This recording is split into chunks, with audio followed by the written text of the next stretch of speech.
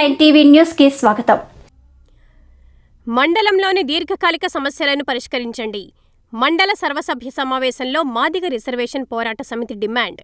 నంద్యాల జిల్లా పాములపాడు మండలంలోని దీర్ఘకాలిక సమస్యలను వెంటనే పరిష్కరించాలని ఎంఆర్పీఎస్ జిల్లా కన్వీనర్ లింగాల స్వాములు మాదిగ, ఎంఆర్పీఎస్ తాలూకా నాయకులు పెద్దన్నలు మండల సర్వసభ్య సమావేశంలో ప్రభుత్వ అధికారులను డిమాండ్ చేశారు. ఈ సందర్భంగా వారు మాట్లాడుతూ, ఎన్నో సంవత్సరాల నుండి పాములపాడు మండల కేంద్రంలోని కేజీ రోడ్డుకు ఇరువైపులా తోపుడు బండ్లు, ఆటోలు, 2 వీలర్స్ నిలబడడం వల్ల రోజుకు 10 సార్లు ట్రాఫిక్ సమస్యలు ఏర్పడి విద్యార్థులకు, ప్రభుత్వ ఉద్యోగులకు, ప్రయాణికులకు ఎన్నోసార్లు ప్రమాదాలు చోటు చేసుకున్నాయని, వెంటనే సమస్యను పరిష్కరించాలని వారన్నారు. అదే సందర్భంలో 2009 నుండి ఇంతవరకు బడిబాట కార్యక్రమాలను చేపట్టి బాల కార్మిక వ్యవస్థను నిర్మూలించే విధంగా ఇంతవరకు ఒక కార్యక్రమం కూడా జరపకపోవడం వల్ల ఎంతో మంది పిల్లలు ఇనుప కారాగారాల్లో, హోటల్లో కూలీలుగా తయారై వారి జీవితాలను బొగ్గుపాలు చేసుకుంటున్నారు. ఇంతవరకు విద్యాశాఖ అధికారులు ఆ కార్యక్రమాన్ని ఎందుకు వదిలిపెట్టారో తెలియజేయాలని డిమాండ్ చేశారు.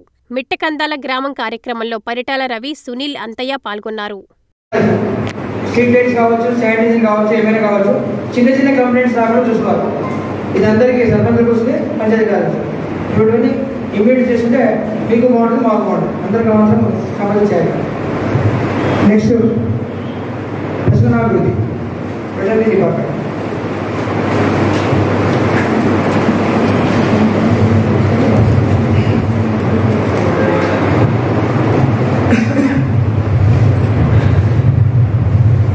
ఈనాటి జనరల్ బాడీ మీటింగ్కు అధ్యక్షత వహించినటువంటి ఎంపీటీ గారికి, ఎంపీటీఓ గారికి, మండల స్థాయి అధికారులకు, సర్పంచ్లకు, ఎంపీటీసీలకు, పంచాయతీ కార్యదర్శులకు మరియు ఎలక్ట్రానిక్ మీడియా సోదరులకు అందరికీ కూడా మనకు పాములపాడు మండలంలో 3 వెటర్నరీ డిస్పెన్సరీస్ ఉన్నాయి. వేదిక, పాములపాడు, మిట్టకందాల, వీటితో పాటు ఒక సబ్ సెంటర్ ఎర్రగూడలో ఉంది.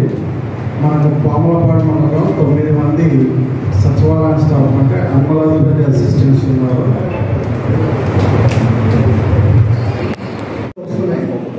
అయితే ఈ జనరల్ బాడీలో ప్రతి శాఖల మీద అనర్గళంగా మాట్లాడి ఈ జనరల్ బాడీ మీటింగ్లో ఇచ్చినటువంటి నిర్ణయాలు మళ్ళీ వచ్చే జనరల్ బాడీలో కూడా నెరవేర్స్తారనే ఆశతోనే ఈ జనరల్ బాడీ మీటింగ్ జరిగేది. కాబట్టి మండలంలో ఉన్నటువంటి దీర్ఘకాలిక సమస్యలు అధికారుల దృష్టికి తీసుకెళ్ళాం, వినతి పత్రాలు ఇచ్చినాం, ఆందోళన కార్యక్రమాలు కూడా చేసిన. ఇంతవరకు నెరవేరిన సమస్యలు మేము దృష్టికి తీసుకొస్తున్నా. సవినయంగా మమ్మల్ని మన్నించి వినాలని చెప్పేసి కూడా కోరుకుంటూ, పాములపాడు మండల కేంద్రంలో దాదాపుగా ఒక 2 సంవత్సరాల కిందట పాములపాడు సర్పంచ్ గారు ట్రాఫిక్ సమస్య ఎక్కువైతుందని చెప్పేసి ఎంపీ ఆఫీస్ నుంచి అక్కడ పసల ఆసుపత్రి వరకు చుట్టూ ఉన్నటువంటి తోపుడు బండ్లు అయితేనేమి, మోటార్ సైకిళ్ళు అయితేనేమి, ఏదైనా ప్రైవేటు వాహనాలు కూడా అక్కడ ఆపకూడదు, అవి తీసేయాలని చెప్పేసి దళిత సంఘాల ఆధ్వర్యంలో ఎన్నో ఆందోళన కార్యక్రమాలు చేసినా అప్పటికి కూడా ఏమీ పట్టించుకోకుండా ఉండడంతో ఈ విషయాల మీద ఎంపీపీ గారికి, అప్పుడున్నటువంటి ఎంపీఓ గారికి, అప్పుడున్నటువంటి సబ్ ఇన్స్పెక్టర్ ఆఫ్ పోలీస్ వారి దృష్టికి తీసుకెళ్ళి ఆ సమస్యను పరిష్కరించాలంటే వారు ముగ్గురు కలిసి ఆ సమస్య మీద ప్రతి ఒక్కరికి నోటీసులు ఇచ్చిన సందర్భాలు ఉన్నాయి. ఖచ్చితంగా నేర్పేస్తాము మీరు సముదాయాలని చెప్పి చెప్తే కూడా ఇంతవరకు వాళ్ళు లేట్లేదు.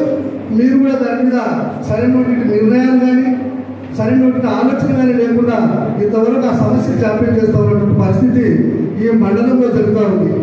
అదే సందర్భంలో 2009 సంవత్సరం నుండి ఏదైతే బడిబాట కార్యక్రమాలు చేసి బాల కార్మిక వ్యవస్థను నిర్మించాల్సినటువంటి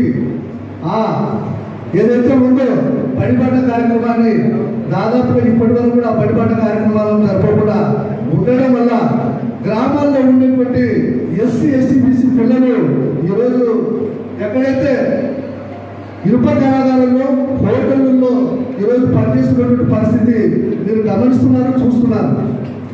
వాళ్ళ జీవితాలను బుగ్గిపాలు చేసుకునేటువంటి పరిస్థితి కనబడుతున్న విద్యా సంస్థ విద్యాధికారులు కానీ ఉన్నతాధికారులు కానీ ఆ బడిబాట కార్యక్రమం 2009 నుంచి ఇంతవరకు కూడా జరపకపోవడం విడ్డూరంగా ఉందని చెప్పేసి కూడా మేము దళిత సంఘాల ఆధ్వర్యంలో విజ్ఞప్తి చేస్తున్నాం, డిమాండ్ చేస్తున్నాం. అదే సందర్భంలో ప్రధానమైనటువంటి విషయం ఏంటంటే దళిత కాలనీలో మంత్రులు దళిత కాలనీలో సంవత్సరాల తరబడి రాజకీయ నాయకులు మారుతున్నారు, ప్రభుత్వ అధికారులు మారుతున్నారు. దాదాపు ఒక 100 మీటర్ల సిమెంట్ రోడ్డు వేయకుండా ఆ దళిత కాలనీలో రోడ్డు వేయకుండా నిర్లక్ష్యం చేస్తున్నారు.